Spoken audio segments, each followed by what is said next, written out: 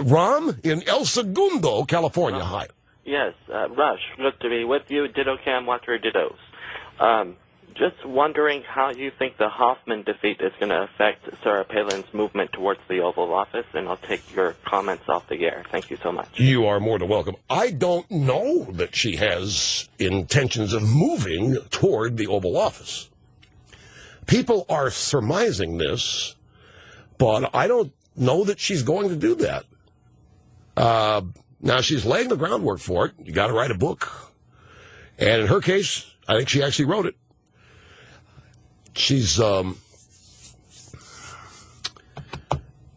got these people in the press in such a tizzy. There is an anti-Palin book coming out, and two people were interviewed on the CBS morning show today. The experts on Sarah Palin. One of them who wrote the book happens to work at CBS.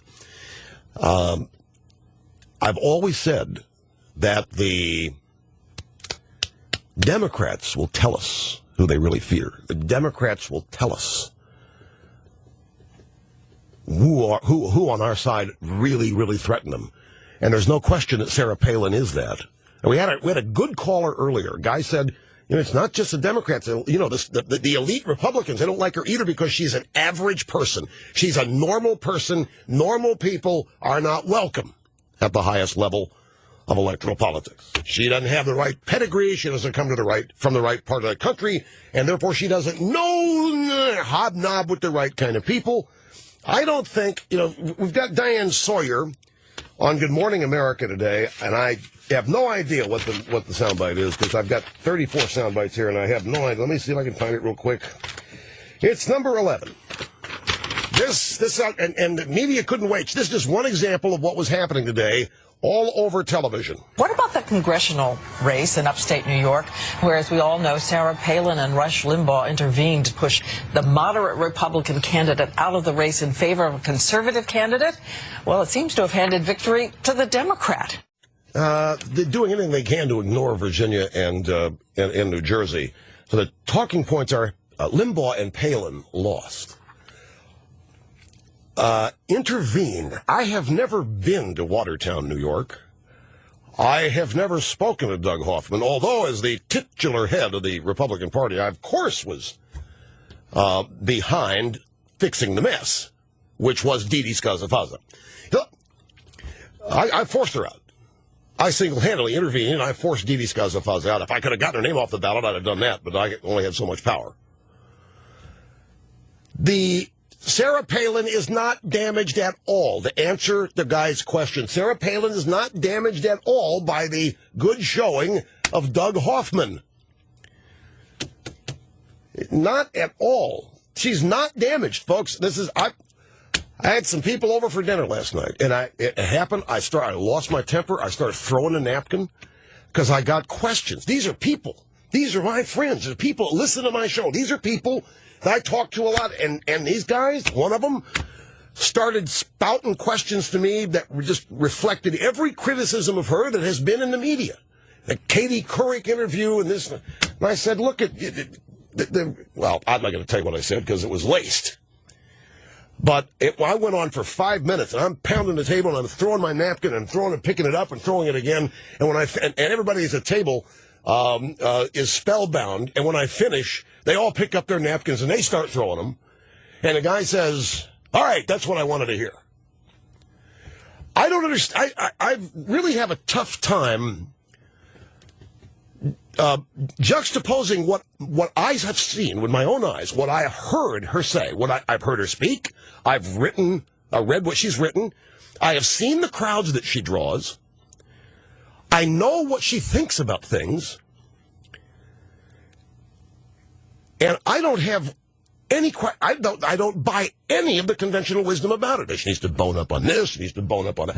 For crying out loud, folks, don't anybody tell me, please, that in a contest of what we've got going on in this country now, led by Barack Obama, that Sarah Palin wouldn't be a welcome change.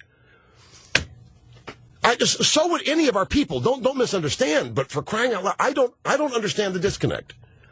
I understand the liberals being afraid of her.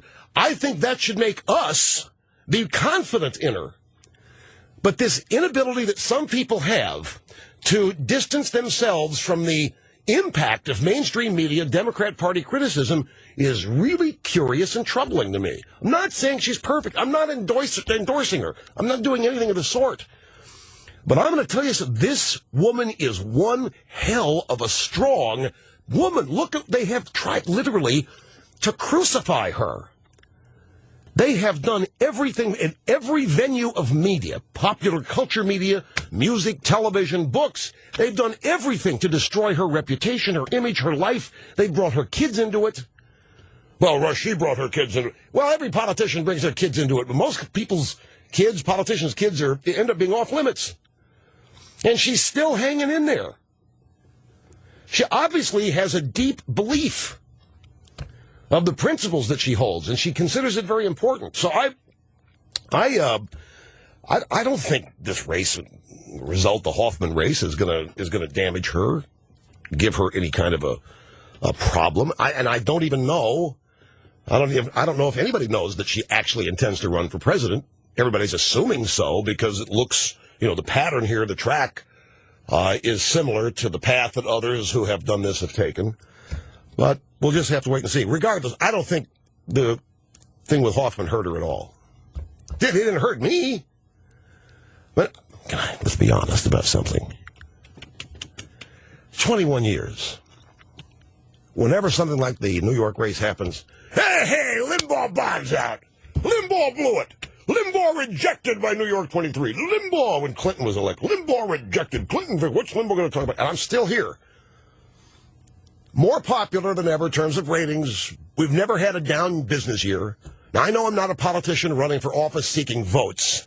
Getting votes is much different than getting listeners. But nevertheless, it hasn't hurt. It arguably has helped. Same thing with Palin. The criticism of Palin, it's so transparent anyway. I mean, if you're going to say that Palin really is harmed by what happened in New York, but I'm going to tell you what, Obama 5 times in New Jersey, and the same people are saying it's not about him. Wasn't about him.